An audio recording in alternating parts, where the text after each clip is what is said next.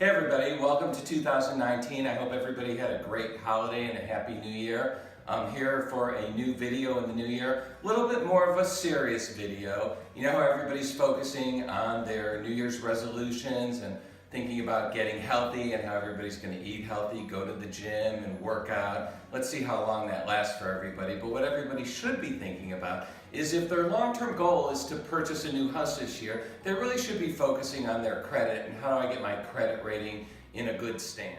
So I have a guest with us here today, Sean Hadley from Cross Country Mortgage, who's going to talk to us a little bit more about credit and how to raise your credit score. So the first thing that we'll talk about is how to get a copy of your credit report. But not everybody knows how to get a copy of your credit report. So when you talk to a loan officer, you usually can get a good explanation of what your credit looks like, or you can go to a web page like a Credit Karma. The government suggested one is annualcreditreport.com.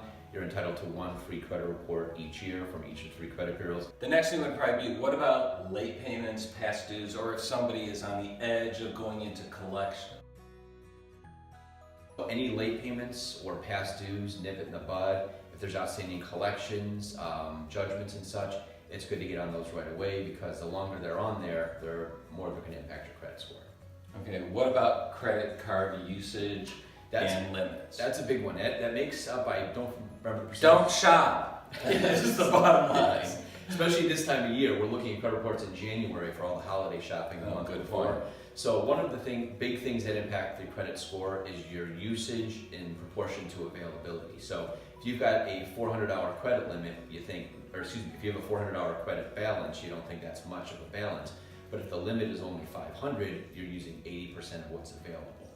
So kind of the magic number, if you want to make a goal, try and get your credit card balances at 20 to 25%. Okay, so that's really good. And what about new credit and purchases? New credit, so when we pull a credit report, we see inquiries. We try and limit inquiries for credit cards or car shopping. If you know you're going to be buying a house, especially if you're going to be buying a house in the next 6 months, don't run out and go open a couple of credit cards now, because that may drop your score. Great. So 4 great points from the expert about how to get your credit in line to purchase that new house this year. So don't just focus on your mind and your body and try to look as good as us this year. Focus on how you're going to buy that new house, how you're going to get that credit rating up, and call me, your favorite agent on the Sisko team, for that new house. Thanks.